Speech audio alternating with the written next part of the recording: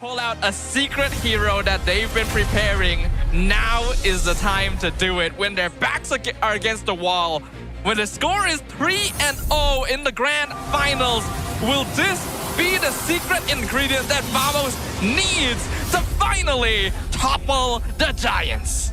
This could be the final game that Vamos gets to play in this grand finals, or the start of a new comeback for the new gen. We're going to be heading into game number 4. Vamos finds themselves back on blue side, SRG on red side. And it's quite ironic when we look back 4 seasons ago in season 13. That's also where we announced the new era before this current era. And it was SRG that kick-started it with a win. And it looks like they're about to go into the second generation with another win if they get this one. Yep, immediately they're trying to gain control over this lane fast. And you'll see he's got to minimize the amount of damage that he has. Unfortunately for Subot, doesn't get to the wave in time at level 1. Now, just means that he's just going to have to take a slower time. Subot's got an important role to play up until, well, I don't really think he's won a lane yet this grand finals, which is definitely not good.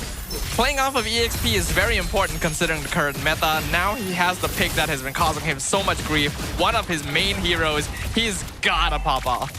Let's see whether or not he finds that opportunity, right? Because you can see that Vamos is leaning towards his side of the map a lot more often. And not to mention that Nako, he honestly has an opportunity to find like a solo kill onto Innocent, but not right now.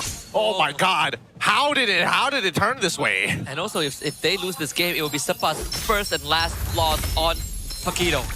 He's been perfect so far on this hero. Ooh, you are right about that one. Stellar record. Literally his namesake when it comes to his nickname here in MPL. So a lot is riding right now on Team Vamos to get this victory. Let's see, because right now SRG have a lot of control over the river. Whoa! That's an attempt on the Clockwood's life, and I think they will still get it. Sukai, they can try and control it. Sukai just gets straight away. First blood for Clockwood.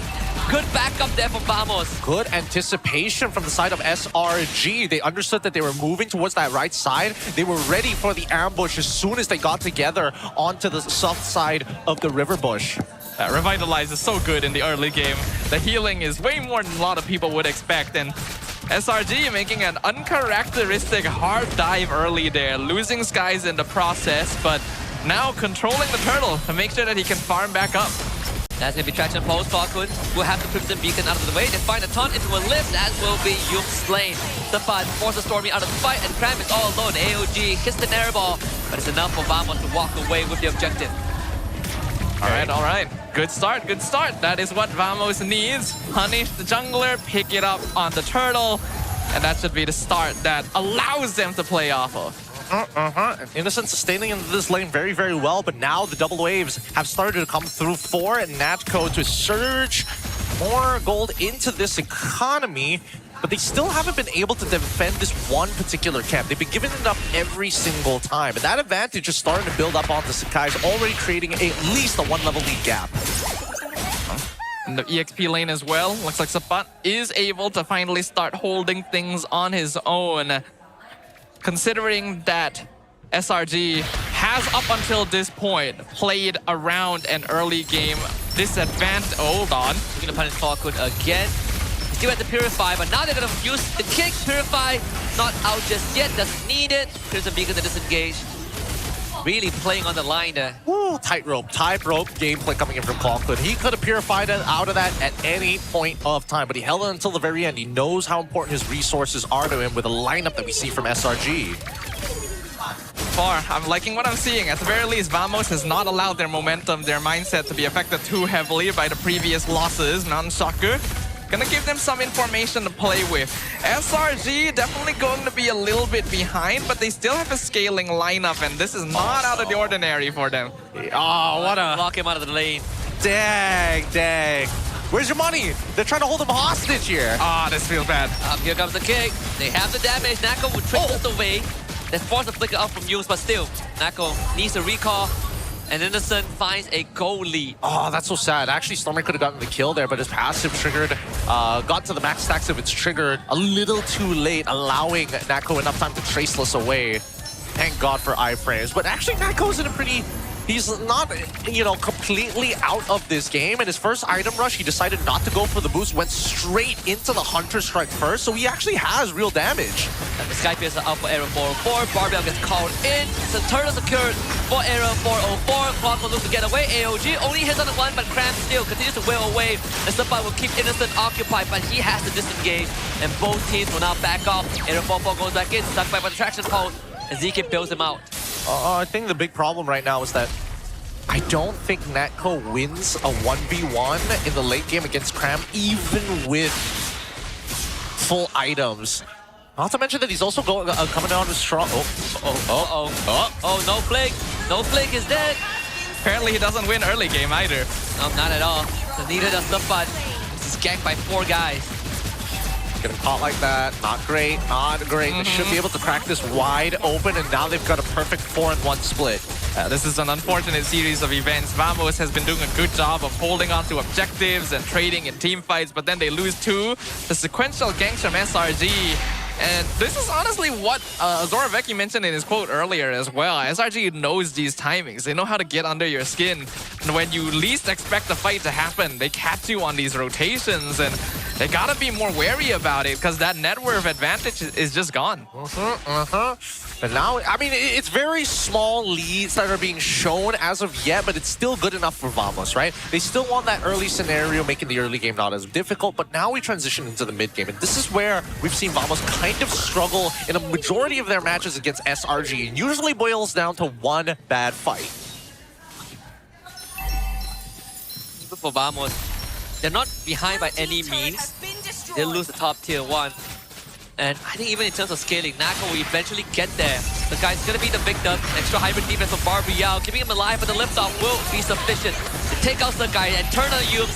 Vamos, they strike back, and that's 2 kills. Great response coming in, Ezekiel. He sees Barbell's line, knows instantly, hey, he's got to be on this line. I can cut him off straight away. And even guys knew that he messed up as soon as he called the ult. That's the value of the AOG, being able to deny those. So someone... And yeah, he's dead. Yeah, trying to find a trade there.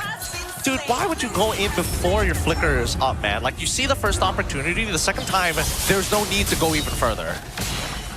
Yeah, I feel like Sapat, unfortunately, underperforming this Grand Finals a little bit, which is, again, not ideal. You really need your EXP lane to be providing value under current meta. And Cram is definitely doing a lot better in that regard, but Vamos being able to secure that last turtle is still holding on to the lead. My issue is, though, I feel like SRG just completely outscales when it comes to that late game. Yes and kind of no, right? Because at the same time, as much I like Innocent, absolutely, but Stormy is very conditional that he has somebody peeling for him. Cram, 100%, easily, but you can buy a little bit of time. There is a little bit of counterplay with Clawkun, Zekiev, and Supat. Everybody else doesn't really stand a chance against Cram. Speaking of Cram, it's gonna 1v1. What are we doing here? Fade enough. No. There's no shot. Like, what are we doing here? Oh, they might lose one of their team members. Clawkun, are you gonna purify? They're gonna use the Crimson Beacon. And a good build out. Arrow 4-4 with the stun, but Innocent still gets to finish there with his own flicker. And with Clawkun then, Nako just joins the fight. But I don't think there's anything to be held though. Nako shouldn't be staying there. ZK will try to escort him out. Flicker into the butt. Looks for Innocent. Doesn't have the damage. And now he is going to be stabbed to death. Ah, that felt a little desperate there. Like, the Sapat knows he needs to be doing things. He did not need to do that. And props over to Innocent for engaging with Flicker instead of BMI so that he could use it to dodge AOG. Foresight like this is why he's one of the best. Yeah, I mean, even for Clawkun, right? Moments like that where he can get out of it, he's just trying to save those resources, ends up getting blasted down by Innocent in the meantime, right? That's just damage he cannot afford to take anymore because he is the dedicated anchor of his team. Your side lanes die, whatever. You are the last bastion for people to fall back into you. Yep. And Zekiev needs him. Like, without him, Zekiev is just a standing target. He has to do a number onto him. They gotta stop. He has to AOG out. Yeah. Resources being faded out quickly, and now they're re-engaging on Clawkun. Clawkun is most likely going to go down unless help comes through. Yubes finds the king on the Nako. Nako will get out, but they lose Clawkun to Cram. A 1-for-1 trade thus far. SRG willing to continue fighting this. Arrow 4-4 in the wings. As you see this opening on the Sakai. Oh my goodness, Cram. Innocent is out, and ZK will also disengage. Yo, what are we fighting for? Anybody in chat can point out what exactly is Vamos fighting for? Like, are they fighting for an objective? Are they fighting for a neutral? Are they just fighting for the sake of fighting? Because right now, it sure feels like they're fighting for the sake of fighting. I may have to agree with you there. Like, you could argue that maybe they're fighting because the Lord is coming up soon, but it's clear they're not really setting up for it either. They're really just trying to find some kind of kill, which is kind of their MO. Vamos has always been a teamfight team. They've always been a team that snowballs off of getting these pickoffs, but it's not really working right now, and we need to see some variation.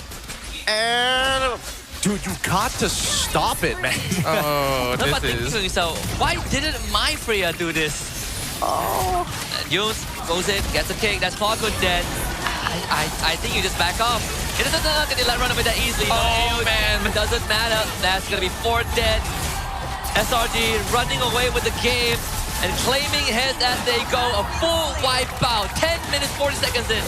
Oh boy. A total disaster scenario for Vamos. This is basically the GG. This is the fight that SRG wins, and after that, they just take the game. This is that turnaround. This is that championship game. This is the trophy lift fight. The stakes are never higher, and I really don't know how Vamos turns it around. I think it's over the moment that Supa got solo queue and they still took this fight. Yeah, the hard part is that the composition doesn't necessarily need to fight the traditional front-to-back style. Natco needs to be able to have enough space to get into the front line and then out of the front line and continuously do that to get the maximum amount of damage. What Vamos' comp is really good at is chasing you when you are low. The problem is that Slanger Red Giant, their first impact is so high. Look, he's going to turn this around. It's so high, it doesn't matter. And the Cram is like 1v2ing. Well, they get Stormy at the cost of Natco. Cram is still doing it. Fight him under the tower. You can do it. They seriously just cannot.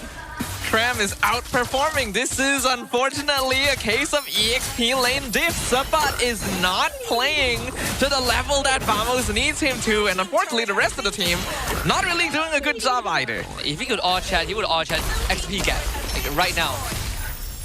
I don't know if we want to go down this road. I feel like he's got a lot of things to say. Now they're going even deeper. This could be where it ends. So Yums is and that's Mega Cure already. ZKip is dead for 30 seconds. They might have only one more chance. The guys, the knockout punch, not out. Natco on the run, this is in. The butt ends up going down. The Lord still hitting on the crystal. SRG not finding the end of the game. This Jet Innocent could die here as Vamos mounts a last-ditch defense, and they will hang on.